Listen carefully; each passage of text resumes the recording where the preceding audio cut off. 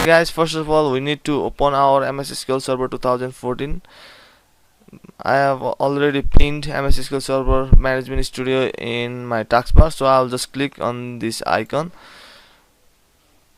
and it will start. So I will connect my database engine using local. Just type local inside the parenthesis and click on connect.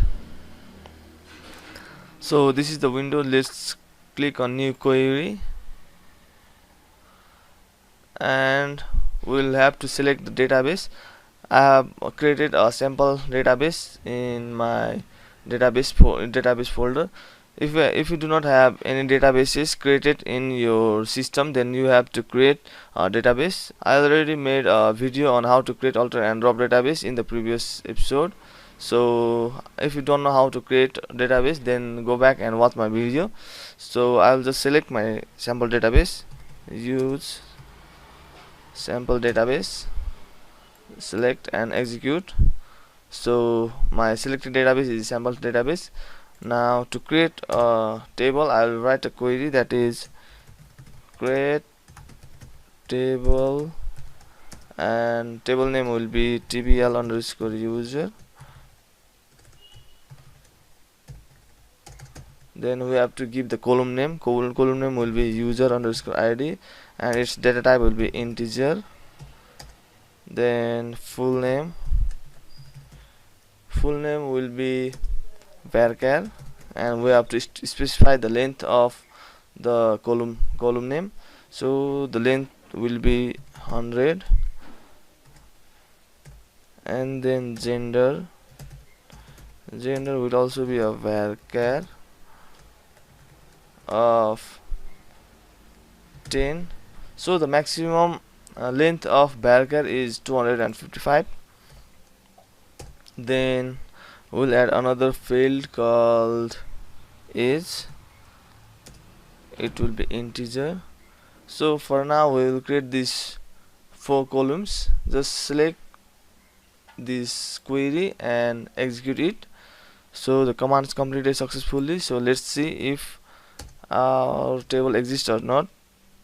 To check this, I will write a query, select query, select asterisk from tbl underscore user. So I will execute it. So we have successfully created our table, and we have 4 columns that are user id, full name, gender and age. So let's try to all change the table name using the query. I will show you one method that is not much preferable. Most of the people prefer to delete the table and recreate it. So that's the right way to alter the table or change the table name.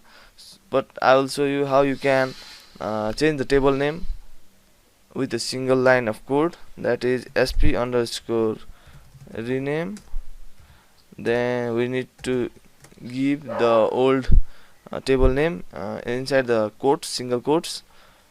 So our old table name is tbl underscore user, then comma, then we have to give a new table name. It will be tbl underscore new user, so semicolon. Then I will just select the query and execute it. So this shows a warning message, but query is successfully executed. So we have renamed our table name from tbl users to tbl new user. Just try to select the tbl user. So we do not have tbl invalid object name, that means we do not have tbl user table. Instead we have changed its name to tbl new user. So let's check if this table exists or not.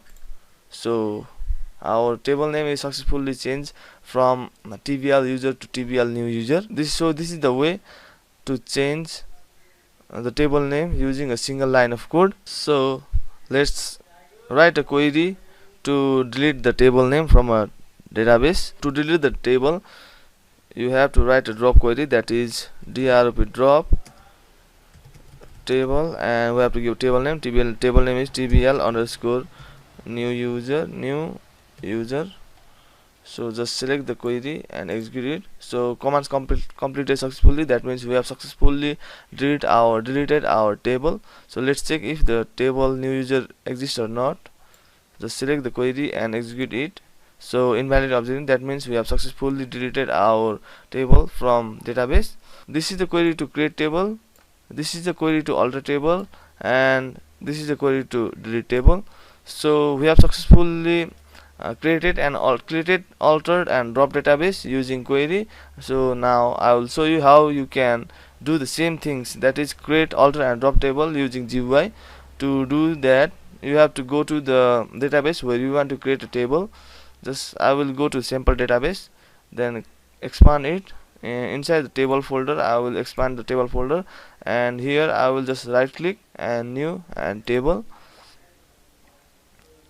So here you have to type the column name, that will be user underscore id will be integer, and allow null or not.